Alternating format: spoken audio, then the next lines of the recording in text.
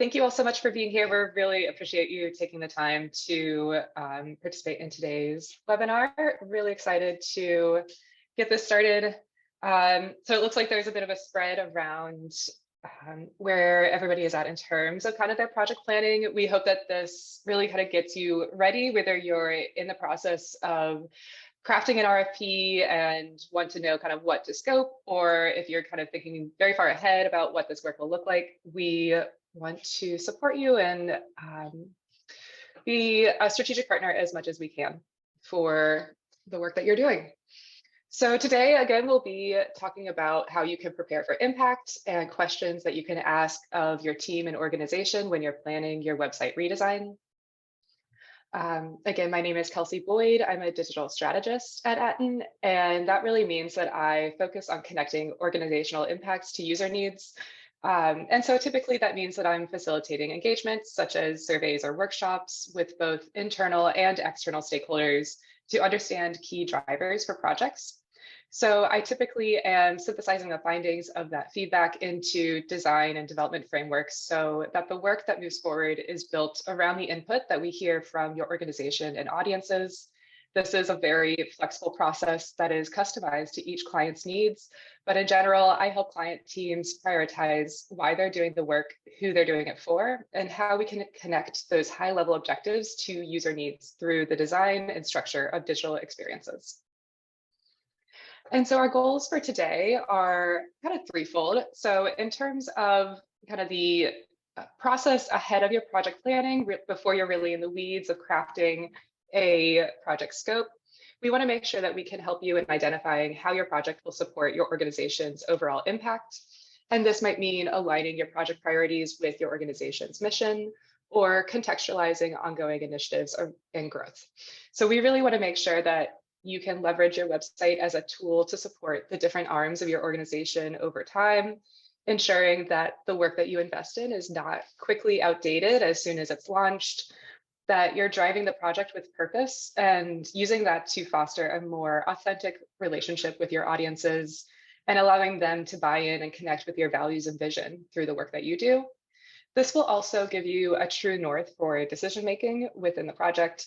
So rather than solely responding with specific tactics or reacting to ongoing issues when you're planning your project, this approach will overall help you frame the work through the impact of the work that you want to have. When you're in the process of planning and scoping your project, we want to help you prioritize how to scope your work and stakeholder participation. So this will look like prioritizing where you want to have the greatest impact prior to defining project scope, as well as preparing and how stakeholders should be involved. So through this impact-focused lens, you'll have tools to help plan what is most important to your project in order to connect your organizational goals with your audiences. This might entail expanding what you originally had in mind in order to capture high-impact functionality elements to connect with your users, or it might mean scaling back the scope of your work to target specific needs and areas of growth. No matter what scale or phase your project planning is going on in, we hope that this will help you start defining who should be involved in providing input and how. We find that often this is a really big hurdle for clients in the scope of a project in order just to go through the process of identifying the breadth of stakeholders who should be involved, how we're going to go through outreach, and who should be involved in when. So we would love to help you get ahead of that process as much as possible. And third, when the project is starting, we hope that this helps you to hit the ground running at your project kickoff and make the most out of your discovery process. So we're looking to help you clarify how you will articulate your priorities to your project team and how you will spend your time and investment and strategy identifying how to meet your goals with subject matter experts, but not identifying the goals during the process. So in truth, this is a little bit of a selfish webinar because the best clients for us in terms of our strategy really are ones that can articulate what they want to achieve as an organization so that the more that we understand the impact that you want to have with your website, either for your organization or for your users, the more we can support you in how you get there. So either this might happen during the sales process, as we often work closely with clients to help meet their goals through any ongoing budget constraints, but this also might be during the project itself. So making sure that we have clear and prioritized objectives that guide ongoing decision-making. And again, rather than solely reacting to issues that you might be having with your website today, we want to make sure that the ATN or your project team really understands the context and objectives of the work being done so that we can really focus our services as strategists, designers, and developers to help you achieve those high-level goals. So we'll be covering kind of three major categories of questions. This is based loosely on our strategy process in which we explore why we are doing the work, who we are doing it for, and how we connect those audiences with your organizational goals. So we'll be covering these three major areas, and across these categories, you'll see a couple case studies of ongoing projects that are building on the desired outcomes for answering these questions. So starting with questions for your organization, the first question that we would pose to you is, what is your mission? Why are we doing this project? Do we have a clear organizational mission statement that can guide the long-term objectives of your process or of your project? So this is really when we're understanding what is your organization's purpose in the world? Why should audiences want to support your vision for the future and engage with your services in comparison to other organizations out in the world that might be doing similar work? This should be concise enough that anybody on your project can take ownership of this mission and return back to it to hold decisions up to it. So this should be something that calls individuals to action, is clear in terms of how it relates to the project and why it is relevant to your website. And this really kind of focuses on that the website is just a vessel for facilitating the relationship between your organization and users. So framing your project in a way that reflects the overall goals of your organization, it can really help prioritize the project's direction as a whole. Our next question within this category is, how are you growing as an organization, and what role should your website play in that growth? So as there might be high-level growth that has happened since your last redesign, it might be growth that is happening that you're currently going through. This is important to understand how your organization has changed over time and where you might need flexibility in the future in order to allow for future growth.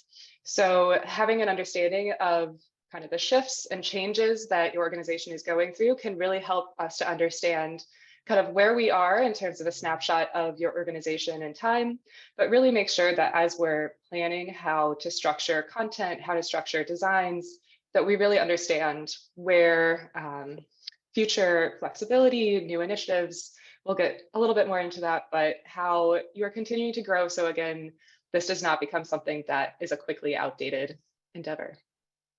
So our second question, kind of within our organizational group, is our comparative analysis. So what do we do differently? And one note on kind of the phrase of comparative analysis, we often hear this is kind of interchanged with comparative or competitive, but given the clientele that we typically work with ATN, we do typically frame this as a comparative organization. So knowing that often nonprofits or government institutions are not necessarily competing with their peers, but a couple questions that we typically would use for this type of process are, what are comparable organizations doing well that could inspire the scope of our project? So this might be the way that they structure content, key messages on the homepage, or any specific tasks that they're walking users through. How should we stand out from our peers in terms of our website's functionality, design, and service offering? Are there any unique types of interaction, tasks, or integrations that users might come to your site for? Elements like interactive maps, digital data visualizations, or other elements might attract and retain users on your site. And that could potentially impact the scope of your project, but it might be a high priority for your team that you want to consider ahead of project initiation. In terms of the design, really understanding how your brand personality is distinct from your peers is really beneficial. That could be both the look and feel, the general first impression that you get in terms of the quality of design, the types of fonts or colors or graphic motifs that are used. And then going into the service offering, we really should be framing kind of the website as an extension of your team. So understanding how the services that you provide or the way that you work in general creates a distinct value proposition for your audiences that should guide this project. Our third question for this one are there other industries or sectors that have types of digital experiences we would like to explore? So rather than solely looking at organizations similar to you, you might consider how adjacent sectors or other institutions or anything like that have solved for similar challenges. We'll cover an example of this in our case study in a moment, but just as a warning, it's incredibly common to hear that clients want to be the Apple of blank. Well, I'm sure it's possible for somebody on this call to be the Apple of research institutes or libraries or what have you. We highly recommend you use this feedback to pursue more specific and relevant references of web-based experiences. Won't we all be the apples someday? Initiatives and goals, where are we going? This is where we start asking, are there any initiatives that are growing and need better support from the website? So this is where we're really making sure that your project team is connected to the broader organization in order to understand ongoing initiatives different departments are working on. This might mean uncovering workarounds that teams have created within the site. It might also mean establishing a better context for what changes will be occurring to the work your organization does, so that we can help you either, again, build the site to support that or build it in a way that considers where you might need some flexibility in how you manage your site in the near future. Secondly, are there any other digital experiences that should be considered, such as environmental signage, social media, or CRM integrations? This is where we really want to understand where there are opportunities to tie your different channels and work streams together and unite your brand identity between different contexts. Are there any future projects that should build off this work? This is often most relevant for projects which are being planned as multiple phases, but if you would like there to be future expansions of your website, singular, such as other multiple subsites or related websites that might branch off in the future, additional service offerings, or other future pieces of functionality and tools, this is all incredibly beneficial for your project team to know sooner than later, so we can, again, plan for that future flexibility and build on your initial investment. So a little bit of a case study around how we have both kind of taken in some of these answers, as well as kind of developed the insight that we're looking for over the course of a project. I'm going to look a little bit at work that we're doing currently. It is all being done for Sanford Underground Research Facility, or SURF. And this is all ongoing work. So we are hoping to kind of launch soon a few projects with this client. But the work that we're going to look at today is around the ongoing development of their main site. So SURF is, the website is meant to drive engagement and support for the organization, inspiring exploration of cutting edge science at America's Underground Science Laboratory. So they are largely working in kind of facilitating or hosting underground research in areas such as dark matter research, geology, life sciences, essentially anything that is hidden from cosmic rays underground is really the work that's being done at SURF. So their mission statement, well, we had a couple different ones, some relating more so to the facilities themselves and the work that they're planning to do in terms of the expansion. We also had a mission statement that related closely to their kind of education and outreach work and tied much more closely to the messaging that they wanted to communicate through their website. So in terms of who those kind of breadth of generations and ages are that we're inspiring, we developed with them a series of personas to really capture the breadth of user types that are coming to their website.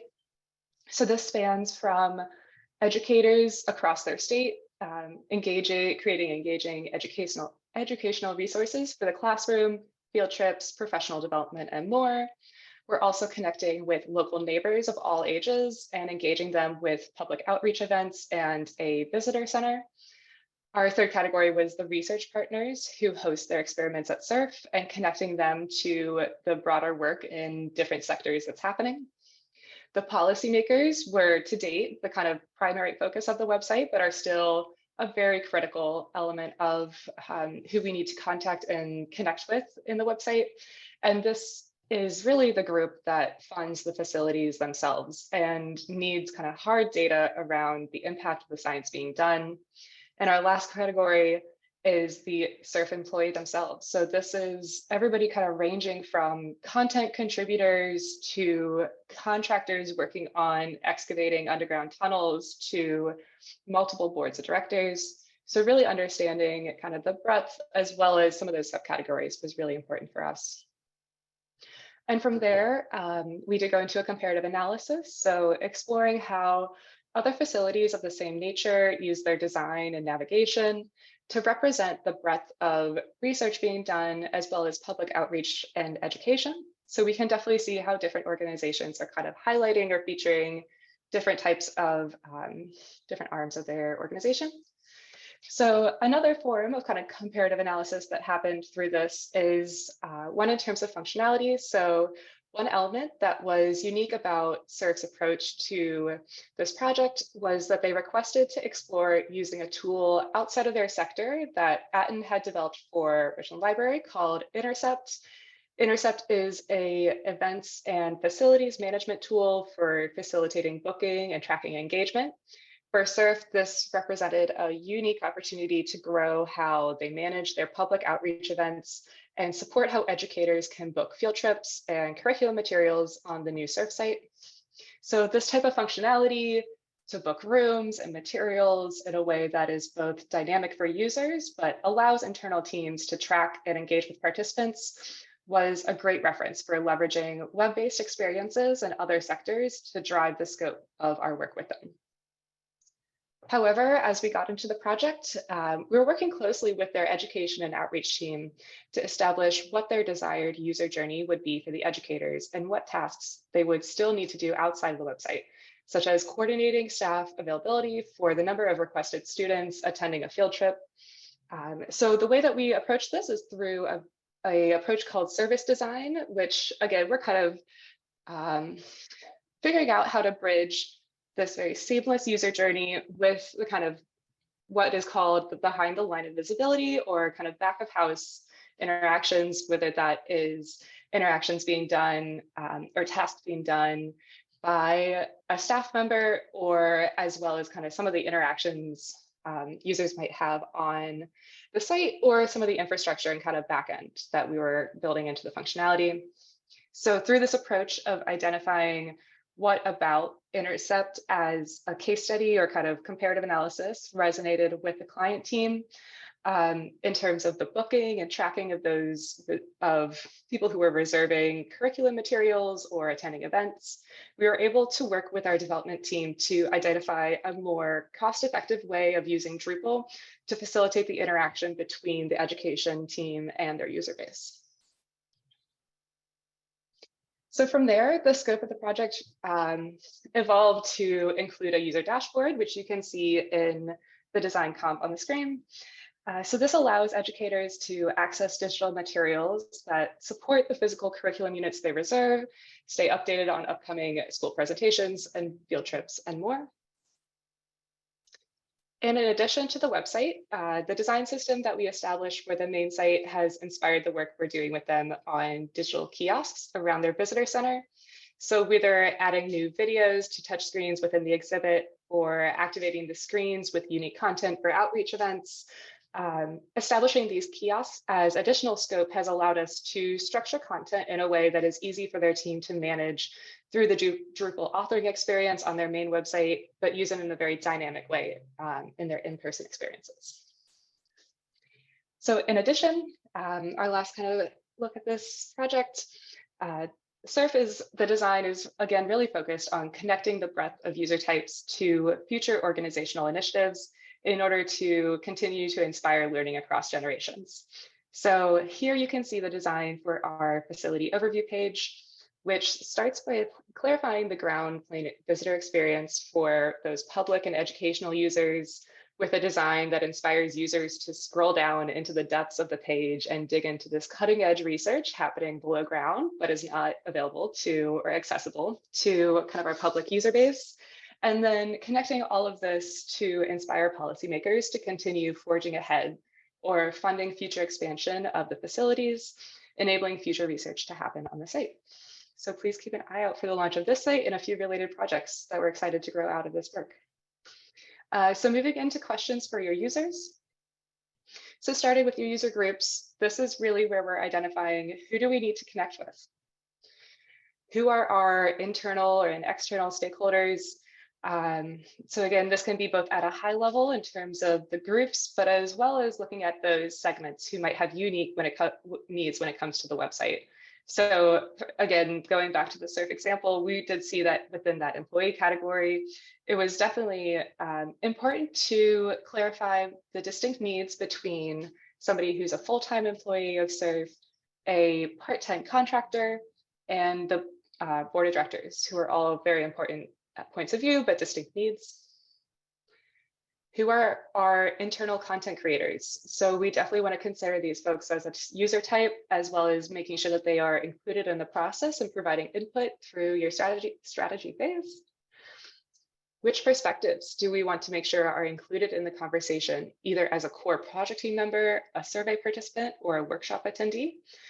So in terms of looking at what kind of consistent high-level input you're looking for from the project, and what kind of more broad and on-the-ground participation you might want to engage people with in terms of using things like surveys and workshops.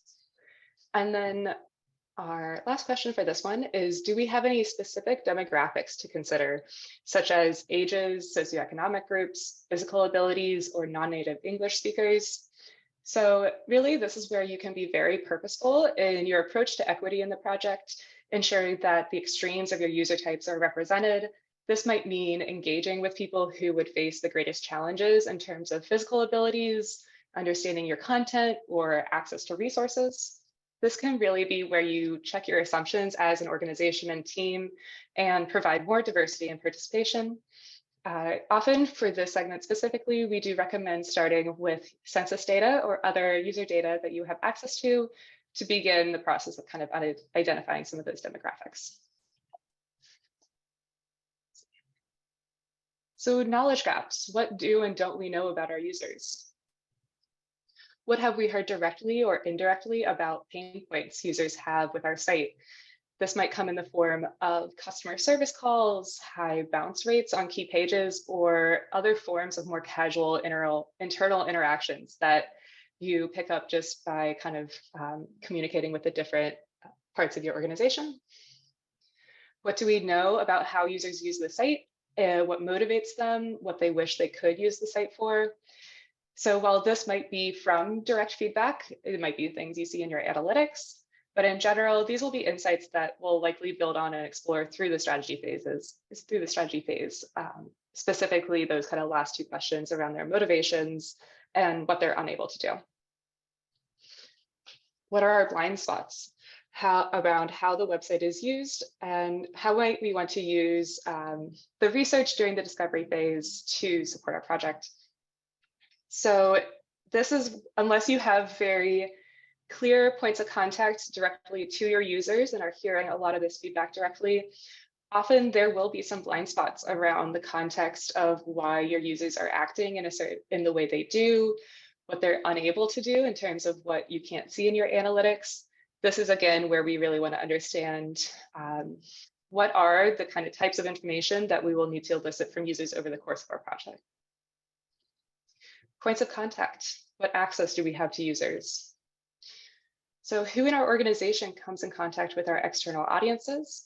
This is where it's really important to understand who has that direct connection and can facilitate a relationship or kind of facilitate some of that outreach, send an email so it's not coming from somebody who the user does not recognize. Should they facilitate a direct connection or speak on users' behalf? So this is often really dependent on the type of user base that you're working with. So if they have a direct connection and it really makes sense to make sure that these users are in the room, this might be making sure that we're representing people with a different kind of perception, the language that you're using, for example. So while somebody who, for example, a user coordinator, somebody who runs a rec program or anything like that, they might be able to speak on behalf of the users that they work with on a daily basis. But on the other hand, there might be people who are can speak directly to themselves and what they would perceive would be their kind of need in terms of the website. Again, this can also really be represented by what types of users in terms of the sensitivity of the topics. So occasionally, if you're dealing with issues such as we'll touch on later, like housing issues or homelessness or things relating to health or anything like that, that can potentially be a fairly sensitive topic for users to speak to directly. So having the ability to have somebody speak on behalf of those folks can really encourage kind of both the types of feedback that those users might be providing to somebody they already have a personal relationship with, or speak to some of the challenges, the items that are challenging to talk to. What types of internal users could speak to the day-to-day work our organization does? So a lot of the times when we're identifying who and how to kind of engage with users over a process, we're really looking to balance both the participants who can talk to kind of the high level objectives of an organization, as well as those people who are kind of on the ground in the weeds, doing the day-to-day work, interacting with your users, and can really speak directly to what they hear. So questions for your content. And a note on this one, but like many of the previous questions, a lot of this will likely be covered in your project. However, the better grasp that you have of this information ahead of the time that you start, the more that we can use the time and budget resources we have within the project to build on this information. So a content audit, ideally it'd be great to know how your content is currently organized. So what are our existing content types and or templates, and how many instances are there of each? So this is really where we want to start understanding, if you're in Drupal, the number of content types, if you're in WordPress, the number of page templates or post types, having a sense of both the overall number of types of content and pages on your site, as well as how many of those are, for example, very distinct landing pages that we really need to focus our scope on, and what are maybe hundreds, if not thousands, of press releases or articles that maybe won't have quite as of a lift in terms of the migration. Which ones are most highly used and which are most challenging for content creators? So often we find that there are some instances that have, again, been kind of worked into the site in terms of having a workaround to the existing structures. And we want to understand what is actually being used and where are your content creators really struggling when they're creating new content. Are there any content types that should be archived and not considered content that should be migrated to the new site? So this is really where we're understanding kind of what are the assumptions that we're making in terms of the project scope and what should and should be included in your project. And then finally, are there any integrations, plugins, or modules that might influence the project scope? So again, this might be what, looking at some of your primary integrations, that might be things like Workday or Okta, embedded maps, other tools and APIs, but these can greatly influence kind of the amount of development time, and we want to make sure that we understand which of those integrations are most important to you as an organization. Content analytics. So what is most engaged with? What pages on your site are most visited by users? Often this will really depend on which analytics tool you're using, but really just getting a sense for where you have the greatest amount of traffic. Which search queries are most common? Again, this will be very dependent on your analytics tool, but it does give you a sense of what users are unable to find if you do have that set up. How are users accessing the content, either from outside the site or across the site?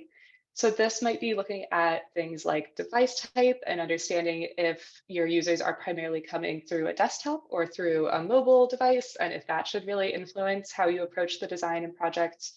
If there are specific browsers that you're considering, are they highly used? Is it really important to make sure that the scope and requirements of your project capture specific instances or specific types of browsers, or is that really just not represented in your user data? And for engagement and behavior, how are users navigating to and from key pages? So again, this might be showing that people are coming through a direct search for your site. That might be showing that people are coming from Google. It is really kind of giving you a sense of both how people are arriving on the site itself, and ideally kind of what their path is once they get, how they kind of navigate through key pages. And then last but not least, this is really how a moment to establish if this aligns with how you're planning to engage with your audiences. So we'll revisit this in the case study as well, but really just, again, a moment to review how you're planning to engage with your different audiences.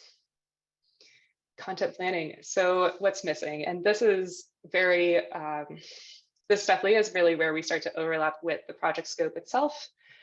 But just to give us a high level understanding as we get into this, we really want to understand what your primary challenges are with the existing authoring experience, whether that's elements of adding types of content or media, or with major gaps that just don't exist at the moment.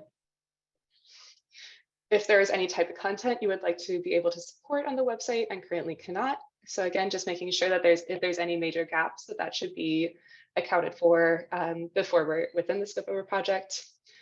And then last but not least, making sure that through all of this process that you really understand kind of where your biggest priorities are in terms of how you organize and create content in the future. There's often just a huge sheer number of goals in terms of improving the content and the design of your site. But we really want to make sure that we are understanding kind of what is the highest priority to you as an organization. So again, we can kind of go back to supporting those objectives through kind of, but also leaning on our developers, leaning on our designers, really making sure that we're working with those subject matter experts to prioritize and kind of drive towards improving the experience. So a case study that we're going to look at that covers both some of the questions we looked at around users and content is work that also is ongoing for the city of Oxnard in California. So we're looking here at, again, how we've kind of gone through our user outreach process and how that's been influenced by the content that exists on the site. So we started with gathering census demographics for Oxnard and found that it was largely a Hispanic identifying population at almost 74%. This is generated through a tool called datausa.io. It was built by Deloitte. I think it's incredibly valuable, would highly recommend taking a look at that. And so by gathering this insight at the beginning of our process, we were able to identify specific demographics to target with our user outreach. So we knew that it would be critical to support this largely Hispanic population in Oxnard and wanted to make sure that our design accounted for any language barriers. So from there, we dove into their content analytics. Through this, we identified that one of the biggest types of content that users were searching for was that related to affordable housing. This led us to specifically engage with their housing department in our workshops, ensuring that we understood what those different types of users would be, from individuals facing homelessness to public housing tenants to renters curious about new rent control laws. By working collaboratively with their housing coordinators, we were able to understand what we could provide through the website or where we can redirect users to find external resources that are outside our project scope. So as we moved from our initial data gathering at the beginning of the process and into our user outreach, we worked collaboratively with the project team and input from a stakeholder survey to establish our user segmentation. So understanding both at a high level and sub-segments within those allowed us to both categorize information at a high level, but also understand distinct needs within those groups and target our workshop outreach around those categories. So for example, identifying that while businesses represent a significant portion of website visitors, within that group, local businesses looking for permits and tax laws are going to have very different needs and points of contact within the organization from contractors looking to work on city construction projects. So as a result of this initial discovery work, we hosted 2 workshops. So our first one was a virtual workshop that was with kind of our internal stakeholders from across the organization. So again, we're looking at housing, billing and licensing, fire department, recreation.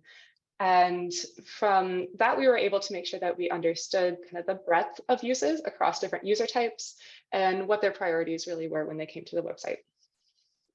Our second workshop was hosted in person at senior centers around Oxnard and utilized an exercise called card sorting to identify how the breadth of information we collected in our initial workshop and content evaluation would be expected to be grouped or labeled by different user groups.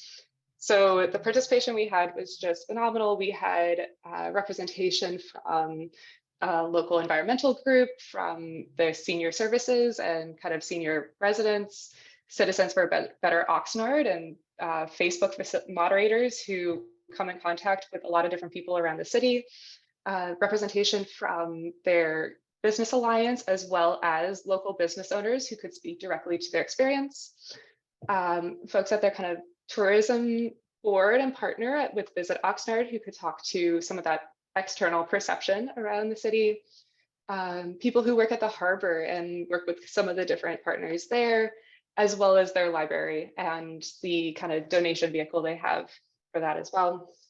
So again, while we were starting with the initial user data to identify those segments and points of contact for outreach, we were really able to customize this workshop to meet users where they were. So in some cases that reflected their availability over the course of the weekday. In some cases, it was kind of manifested through various levels of English proficiency and how we could use iconography to bridge that gap. And we were also looking at meeting them in settings that they were already familiar with. So some of our participants were able to pivot straight from their bingo game into our workshop, which we just love to see. So the quality of the feedback that we gained from a workshop like this really can't be underestimated. So not only are we informing the project team of any misalignments between their expectations and assumptions and those of their users, but we're also kind of identifying if there's things like internal language that seems like second nature to your team, but is not as clear to your users. And it really allows us to build a very equity-based approach to encouraging your users to participate in the process. So out of these sessions, we were able to create an aggregated evaluation of the website's content, clarifying which parts of this very complex service offering the city has, which of those were most important to various user types, and how they expected to find those types of content grouped on the site. And so as you can see, we're moving through the design process at the moment and are starting to kind of create designs that do reflect this user perception much more so than what we've seen to date. So we're really excited at how this is beginning to develop and how it will support the different parts of the organization. And we're also looking as well at how we can kind of leverage WordPress to guide users through a very user-centric menu structure, but then use kind of WordPress's categorization to allow for more kind of distinct management of content across different departments and make it a much kind of more seamless authoring experience. And so that is kind of the end of kind of the presentation formally. I'm going to hand it back to Jenna in a second. I just wanted to give you a quick preview of a worksheet that we're planning to share after today's webinar. So this will kind of pull out some of the elements and questions that we looked at today, but really hope that this kind of supports your process and makes planning your next project that much easier.